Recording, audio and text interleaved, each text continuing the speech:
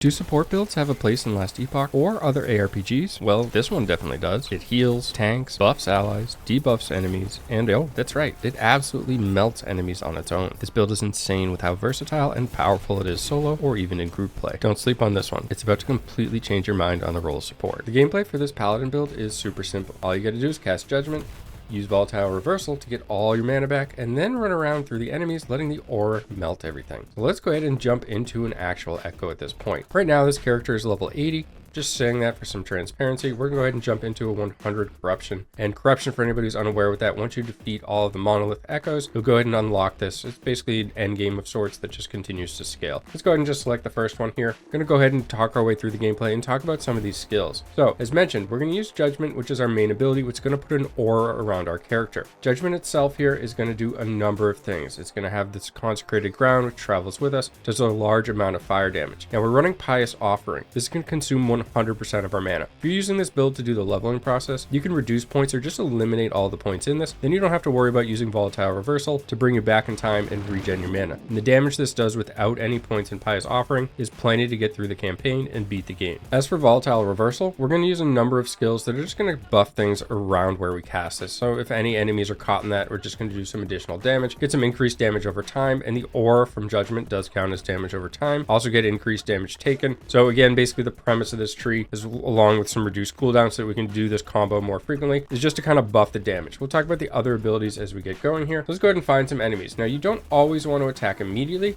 and that's because that recall is going to bring you back 2 seconds in time. So here I'm going to Judgment. Now I'm going to go back. I can use my charge, and that charge is going to have a short cooldown. The charge itself is actually called Lunge, and essentially the only reason that this ability is on the loadout is just to allow us to move quickly from pack to pack, enemy to enemy, although it does provide invulnerability and some health regen when we use it. So overall, it's pretty useful. And if you screw the combo up, it's no big deal. So here I'm going to cast Judgment without regenning my mana through the Volatile Reversal. Just a little bit of regen. You can see that you're going to start getting mana back. Now, the next time that combo comes up, you can always use it with, say, 25% of your mana pool, and you'll see that the damage it deals is still enough to actually take out the enemies, at least in the lower Corruption rifts. So don't worry about being perfect with your combo. You always have the ability to kind of recover, so to speak. And there are some other methods or loadouts that you can use to prevent that. Here, I'm going to go ahead and lunge into the enemy. That's just going to allow me to close the gap and get some more uptime with that. And you can see the echoes are very simple. Let's go ahead and jump into another one. So what are the other abilities on this loadout? Well, we have the Javelin and the Holy Aura. The Holy Aura is going to do a tremendous amount of buffing to our party members and ourselves. 30% damage, 15% elemental resist, and we get a lot more. We actually can get a total of 40 elemental resist, some bonus endurance. We also get poison resist out of this, additional healing effectiveness, which is really going to buff our character unless there's some other players in the party using healing. But for the most part, this is also increases the damage that this Judgment does. There's a tooltip here that says Consecrate Ground gains 1 spell damage per 5% increased healing effectiveness. So we get a lot out of that particular stat. And this character, as you see, is a support character, but it's a pretty offensively minded support character, dealing a lot of damage on its own. The rest of the points in this particular specialization are going into buffing fire damage output, not only for ourselves, but for our party members. And you can see that this gives a tremendous amount of benefit when you're playing in a group. This is a pretty flexible skill overall, and you could always use this to add additional block. You can add additional crit damage. There's a physical, attack, and cast speed, so overall a flexible skill. You could always cater this to whatever you're using. In this build, we're using Javelin mainly for a debuff on the enemy. So you can throw your Javelin at a target, the enemy runs over it, it'll actually pick this up. You can also charge to that banner. So you get a little bit of mobility out of that. You'll see it's absolutely not needed for clearing things up until bosses, but if you're on an actual boss fight, you will make use of this.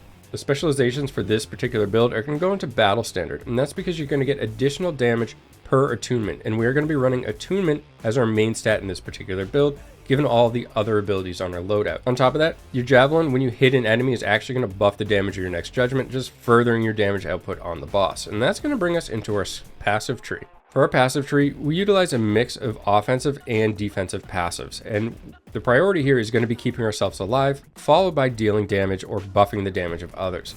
Now, while you're leveling, I would use a slightly different build than your level 100 version, and I'll leave that link in the version on the Last Epoch tools. However, I do want to mention at this point, for the final level 100 build, I would recommend going into Hammer and Anvil. This is going to allow you to take less damage when you're running through these echoes, and then at the boss you can throw the Javelin, which is a throwing skill to activate the hammer stance, and then deal additional damage as a burst cooldown, so to speak.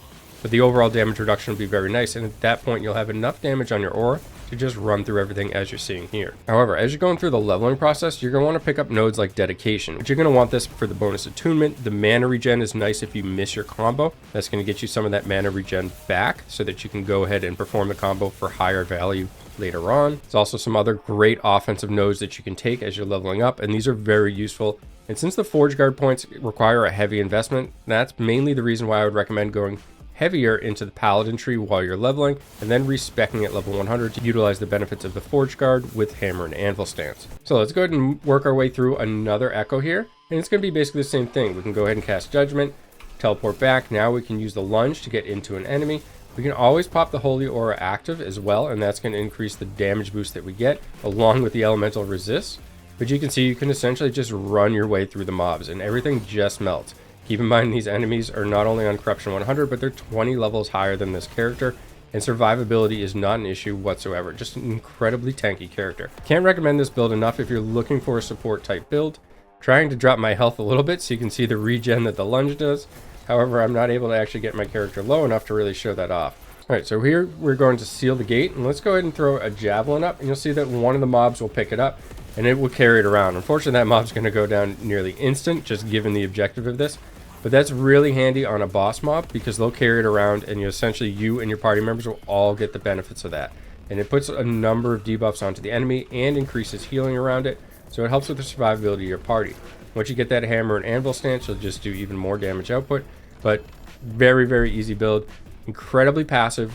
Out of all the incredibly nice things that this particular build does, I do have to say that the biggest negative for most people is going to be just the passive playstyle. There are a lot of people that don't enjoy passive playstyles, whether it be pets or an aura type build like this.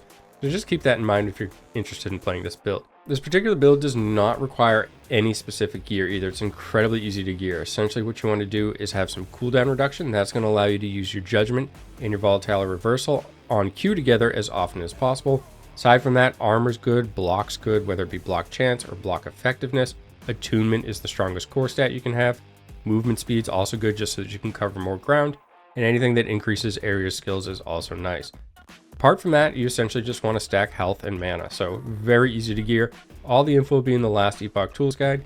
As always, thanks for taking the time to watch and have a great day.